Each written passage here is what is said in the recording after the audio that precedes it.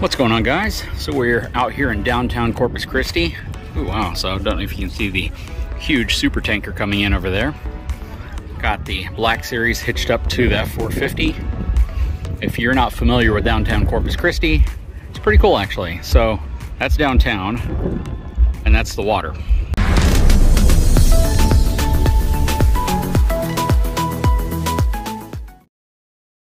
Not the quietest or the most serene setting, because there's a lot of people that come out here.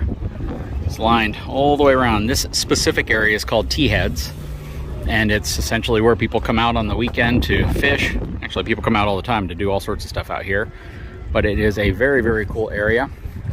You have the big bridge over there, and then on the other side of it is the new bridge that they're developing. Sorry if it's a little windy out here. We are out here again with the Black Series. This thing has been really, really cool because it's so compact that we can just take it out anytime we want. Just hitch it up to the truck.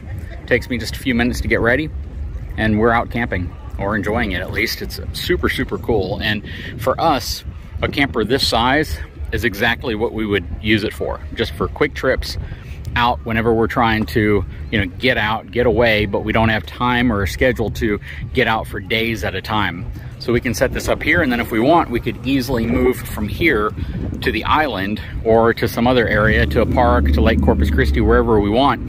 And it just gives us that ability that we don't really get with the fifth wheel, all right? Because I can keep this hitched up.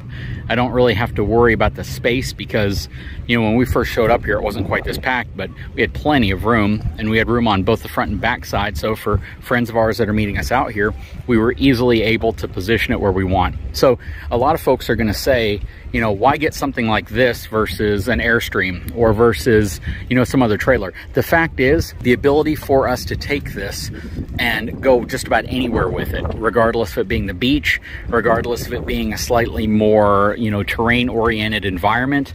My truck, of course, is a limiting factor here because the trailer can go over things that my truck couldn't dream of going over and do it with relative ease. Tonight, we just wanted to take it and enjoy the water out here. Maybe do a little fishing. Gonna have some food out here. We're doing a little cooking. It's just such a great environment to use a trailer for, a day or two. And the best part about all of this, again, is the fact that I can fit where I need to go. That's probably the key.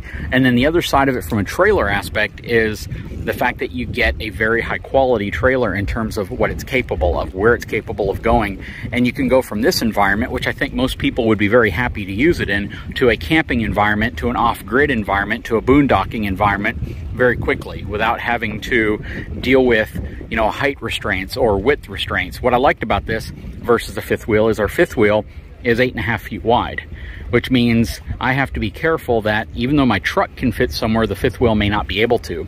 With this is a foot narrower than my truck. So I can fit this in places where I know I can't fit my truck. And the confidence inspiring aspect of that is I can go somewhere, drive my truck through, and know that the camper is going to fit through without possibly making contact with something. Of course, you still have to pay attention to your turns. Of course, you still have to keep an eye on your surroundings, especially traffic, and know that you're significantly longer. This is roughly 28 feet long. It still feels far more compact than a big fifth wheel. So there's certain parts of me that go, what? If you're going to have an RV, have one like this that you can take out in the environment that you want to take it out quickly, get it hitched up quickly. Shoot, I can fit this in my driveway, which is really nice. So whenever it comes to getting ready, getting packed, it just makes it so much more convenient. The truck is more than capable enough for towing it. And again, for the style of camping we would ever use this for, it works perfectly. For those of you who like to do a lot of off-grid stuff, who like to go to some really, really crazy terrain areas where you need the type of suspension and articulation that this provides, and you have a tow vehicle that's lifted and has off-road tires, off-road suspension, well, you can use it for that too. But I think the point I've made in a lot of videos so far is that's not how you have to use this. You can just get something like this and know that you have probably the most robust suspension system on an RV available in the US. You also have the capability of doing things. I view a Black Series a lot like some folks might view a Raptor or a TRX. super crazy capable, super off-road capable, but 99% of the people who buy one will never take it in the mud. They'll never take it to those areas. They might do some mild off-roading, they might do some mild driving on the dirt. They know that they have a vehicle that can do all of that, but that's the key. They know they have the ability to do it, even though they may not necessarily do it. They may not find themselves in that situation, but it's great to know that you can. And occasionally you might want to do something like that. You might want to go to an area where you do need that capability, and it's really cool to know that you get it with a camper like this.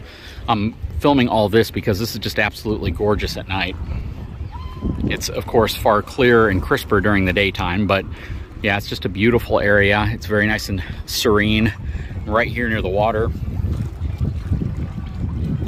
Just a cool area to go. And again, this whole setup tonight was my wife calling me while I was out doing some work saying, hey, let's take the RV out tonight around 5 p.m. So we got it all ready. We actually got here about 5:50-ish, almost 6 p.m. The sun was just starting to get a little bit lower in the sky, but it's just now starting to set, and we're about 8 o'clock. But it is absolutely gorgeous out here. We actually had some of our family members make a food run, so they're gonna bring some food back. This thing tows so easily, and a lot of people comment on the lack of a weight distribution hitch.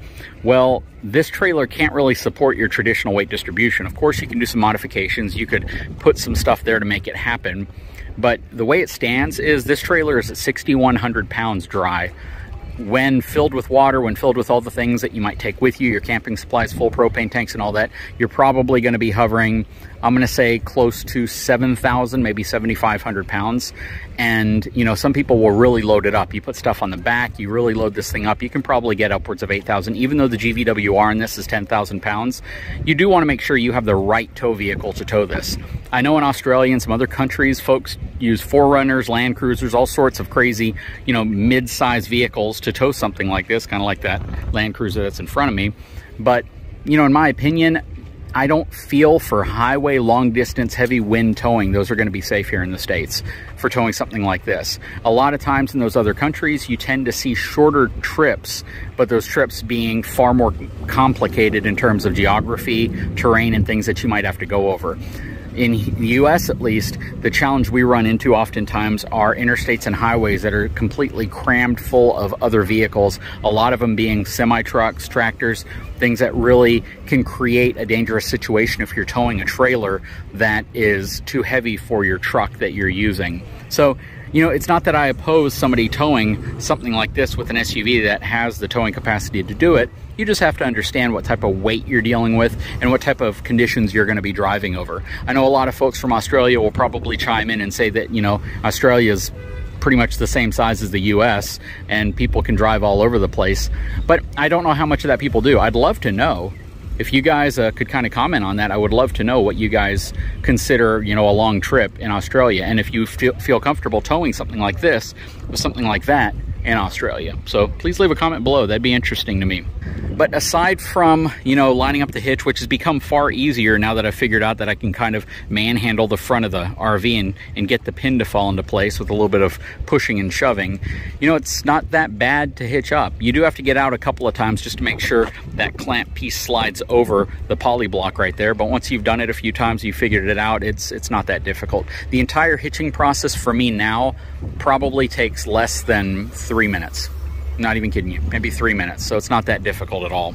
And something else that's also interesting though is I now have a really strange confidence knowing that when I'm going over stupid, crazy, rough roads, that the RV is probably handling it with ease. Because even over here, there's a lot of roads that are under construction, a lot of roads that when you're towing your fifth wheel behind you, you're like, man, these big bumps, these potholes, these expansion joints, these uneven roads, all these things, just, you know, it's causing wear and tear. You're wondering what cabinet flew open or what piece of trimming might have broken off. You know, you wonder what takes place.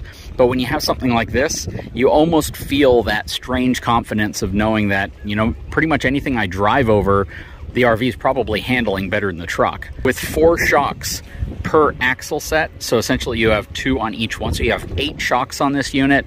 You know, you have huge coil springs. You know, it's designed to make the interior of this thing really, really smooth whenever you're handling bumps. Maybe that's my next video. I need to put a camera or something inside of there so we can drive over some really nasty roads and see how things are shaken loose inside. For the most part, I've had one drawer that kind of opens up occasionally. It's the top drawer in the kitchen. Aside from that though, everything else is really stationary, even some things that I've left on the countertops or the bed, so it's pretty cool. Anyways guys, I'm gonna get back to camping. If you call this camping, this is like the ultimate glamping with a Black Series, because this thing, you know, ideally should be in Moab going over huge rocks behind some type of a crazy off-road vehicle. But we're using it here, we're enjoying the heck out of it, and it's a great alternative to some of the travel trailers you may be looking at, especially if you're looking for something with by far the most robust suspension you can get on a US sold travel trailer. Anyways guys, I sure hope you enjoyed this video. If you haven't had a chance, please take a moment, subscribe to my channel, give me a thumbs up, and we'll talk to you again very soon. Cool little sailboat out there.